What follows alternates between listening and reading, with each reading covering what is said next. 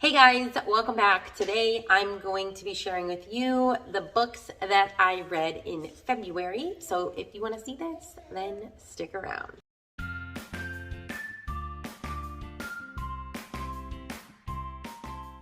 If you guys are new here, I just want to welcome you.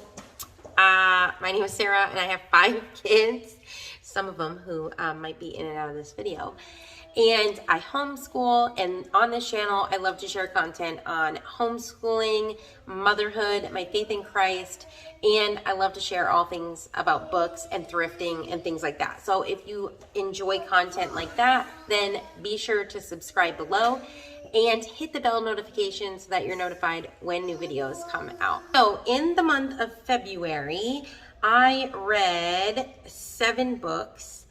All of them were audio except for one graphic novel. The first book that I read is called Lulus Cafe. You guys, this was a 5-star read. It was so good. I heard about this book from Oshina over at Oshina, Gotta Read 'Em All.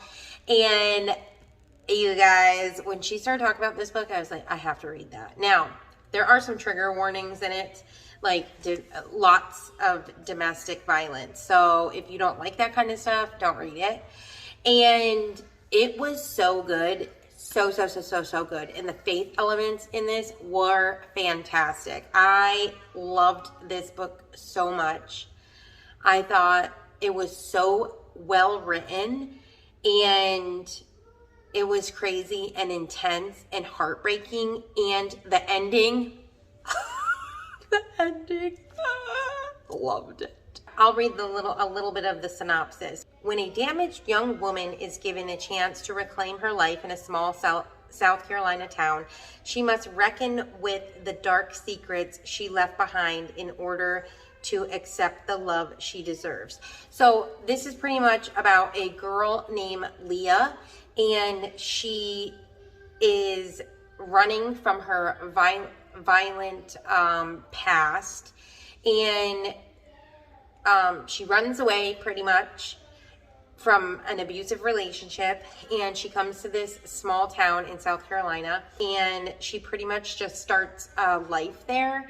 And obviously it starts to come out and all of that, and you find out everything that happened and all of this stuff, and it is just so good. It is a romance, and it is Christian, and it was so good. I highly recommend this if you are not triggered by domestic violence, but you will probably cry. I cried. And the ending is the best. Like, I couldn't be more happier with the ending. It was so amazing. I just loved it. So it was absolutely beautiful, and I loved it. I feel like this was another story of, if you watch my January wrap up, I talked about redeeming love. I feel like this was just another thing where you could just see God's redemption in this story, and it was beautiful. So that was the first book I read. Highly recommend it if you are not triggered by things like that. So the next book that I listened to, I also heard about from Oshina, and it is called Before I Called You Mine. This one, another 5 stars. So good.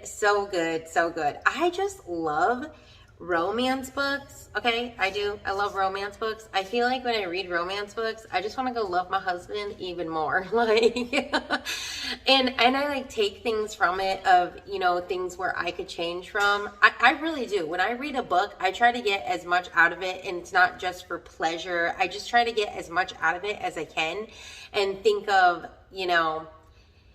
what would I do in this situation, or, what am I taking for granted in my life, maybe after hearing stories like this. So I don't even know. I try to pull as much as I can from it and even better my life. So in this book, we follow Lauren, and she is a teacher. I think, what is she? A 1st or 2nd grade teacher? I can't remember. Let me see. I'm going to try and see here. I don't know if I can figure it out.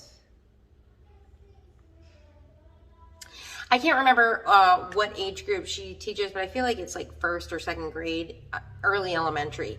And she is trying to adopt, and she really feels this is again another romance, Christian romance, and she's single, and she just feels that God is calling her to adopt. It's always been her dream to adopt. She's really close to being able to adopt a child from China, and then here comes this substitute teacher, and he is just goofy, silly, fun personality. He's so good with the kids, and she is just totally drawn to him. But the thing about it is she can't really be in a relationship because she's adopting. She can, and the child is going to need to take up all of her time. She can't be involved with people pretty much because that would take away from the child pretty much. So she pretty much has to choose between getting her child from China or being in this relationship. And it's so good. Okay, you guys, it is really, really good. I feel like I learned a lot about adoption, and just my heart goes out for people who adopt and all of the stuff that, it takes to be able to adopt and all of that. So I loved that aspect of it too. But of course, I just loved it all. I thought it was a beautiful story. I loved the faith elements in this. It was amazing, and I highly recommend it. So on to the third book that I read. It is actually the sequel to, but it's not really the sequel. It's like, okay, in November, I read Love in a Little White Lie, which I absolutely loved that one. And again, I heard about these from Oshina, and I feel like we have very similar taste in books, but I feel like I really just like books from all genres. I mean, most genres, not all, because there are some that I probably don't like. I love Christian romance, and I have been loving all of the ones that Oshina recommends pretty much because I just feel like we have very similar taste in romance. And I like that when authors take tough topics too, and it's just not just, I do like cutesy romances, but I like things that have depth in it. So anyway, I feel like the first book in this series was really good. So this is the second one, and it is called Love and the Silver Lining. And you follow one of the characters, actually a couple of the characters from the first book, and it just kind of continues with that. But pretty much you're following Macy, and then her best friend Cameron, and then Bryson or something like that. I feel like it was Bryson. And you're just following that whole thing. And Macy wanted to be a missionary, and then, things just didn't turn out how they were supposed to. It was really good. I don't want to say a lot because it is, I don't want to spoil. I mean, you can't really, I don't know. I don't want to spoil anything from the other book, even though I don't know if I really could. Maybe a little bit. But I don't really want to spoil it. So, because it could probably spoil some things from the first book. I did like it. I gave it 4 stars. It was really good. I liked, again, the faith aspect of it and just the real life situations that, people go through even as Christians. So I really liked that. And yeah, it was 4 stars. Sorry if you hear my kids in the background. The next book that I read was a graphic novel, and it was Anne of Green Gables. And you guys, I love Anne of Green Gables. The first time I ever read it was actually, I never read the actual book, but I did read an abridged version, like a young reader's edition to my children, like 2 years ago, I think. And I loved it. I loved it so much. We read the first and the second one and the second book, and I loved it so much. So I really liked the graphic novel. I gave it 4 stars. I thought it was so cute, and I just love Anne, okay? I love her. And yeah, so that was 4 stars, was a graphic novel. It was really cute. Okay, moving on to the next book. This book I gave 5 stars. And I keep forgetting to tell you guys the author. I am so sorry. I am so bad with that, but now I'm already like this far, so I'm sorry. The next book that I read is by Karen Kingsbury, and it is called Redemption, and this is a Baxter family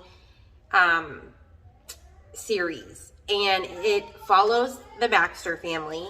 And I actually started reading these because I was on Book Outlet a while ago, last year, and some of the suggested books that kept coming up was her middle grade books. And I was so drawn in by the cover of these books that I bought them, and then I listened to them on audio, and I was like, I am going to read this to my children because this book is so, I loved it. I loved it so much. It follows a family, a Christian family. They have 5 kids. I have 5 kids, so I loved that. And I just loved all the ways that they handled situations, and I just loved it. I loved it so much. So, I have read 2 of the Baxter children's family. And then during December, I read the Baxter family's Christmas because I wanted like a Christmassy one. And I had to go and look up the family tree. She did make a little family tree for the Baxter family that was very helpful for me to know all these characters, because that book is part of the series, but she has like different sets of the series, and like she has 5 books in one series, and then another like 5 books, it follows the same characters, but it's another series of 5 books, and then I don't even know, there's so many of them, you guys. And I loved this book so much. I loved it so much. 5 stars. Once again, it was so good. She covers really tough topics, crazy topics, that like real life topics. And the faith element was absolutely amazing. I loved it. Oh my gosh, I could just resonate with this so much. I loved it. I loved it. I loved it. And in this book particularly, you do hear from all of them pretty much, but it's mostly focusing on Carrie and her husband, and she pretty much finds out that he's cheating on her. And listen, they're in church, they go to church, and she is so excited that she wants to counsel married. She feels like God's calling her to counsel married couples, and then she finds out that her husband's cheating on her, and then she ends up going to her parents' house and not knowing what to do, and she's, mad and angry and sad and all this stuff, but she doesn't want to give up on her marriage because, she just knows that God can redeem things. And then her old high school fling, sorry for the lighting, you guys, I don't know what's going on. Her old high school fling ends up coming home, and sparks kind of like spark, and I don't even know, I don't want to say it all because I'll tell you the whole thing. It was so good. I loved it. I love the twists and turns in this book, and I just loved, once again, seeing God's redemption in this book, and I loved it so much. So 5 stars, so good. Highly recommend it. So the next book is called Remember, and again, you're still following, you hear a little bit of everybody's story in the first one, and then but I feel like each book kind of hones in on one of the Baxter children, but you still get to kind of know what's going on with the rest of them, a little bits and pieces. So then the second book follows Ashley. She is a single mother, and it kind of just follows her. It just follows her. She was a young artist. She went to Paris, and when she comes back pregnant and broken and all this stuff. So you kind of follow her journey and how, just how she comes to be where she is when, the story starts. And then, I just loved it. I don't want to say too much because I don't want to tell you too much, but it's really good. It just follows her, and then it's also a romance between her and this one guy, Landon, who has pretty much been in love with her since they were younger, and him trying to just, you know, break down the walls that she has up for everyone.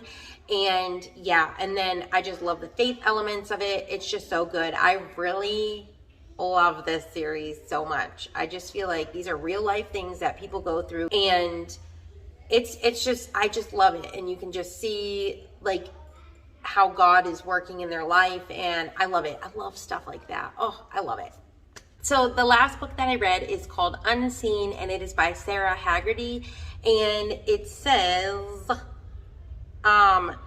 Unseen, the gift of being hidden in a world that loves to be noticed. This book pretty much just talks about, being hidden in God through everything, through your ups and downs and everything. And she just talks a lot about her life story, kind of, and just moments where, when she's just hidden herself in the Lord, how he's just shown up, even when she feels like no one else is there for her in all of this. I don't know. This book was really good. I gave it 5 stars. I don't really know how to describe it because I feel like there was just so much in it. There was one point in her life where, okay, she's adopted children. So this was another really good eye opener for me about people who adopt and just things that they go through. So I really loved hearing her story and listening,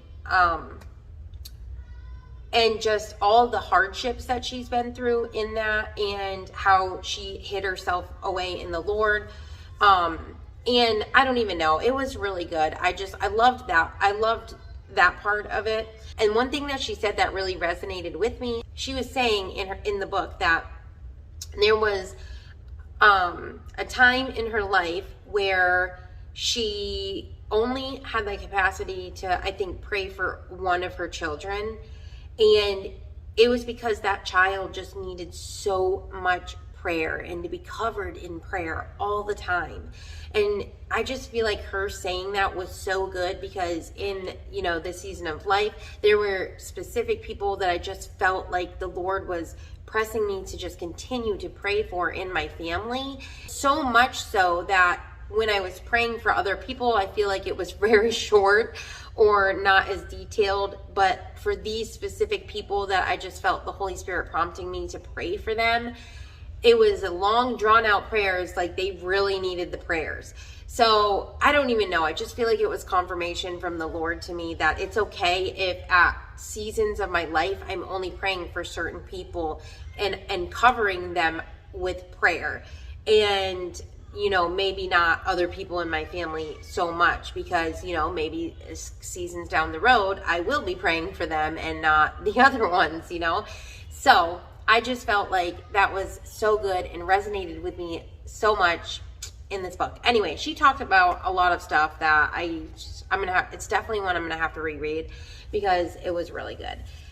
So those are all the books that I read, or listened to in February. And yeah, so if you guys enjoyed this, please be sure to give it a thumbs up. If you're new and you like this kind of content, make sure that you're subscribed, and I'll see you guys in the next video. All right, guys, have a blessed day.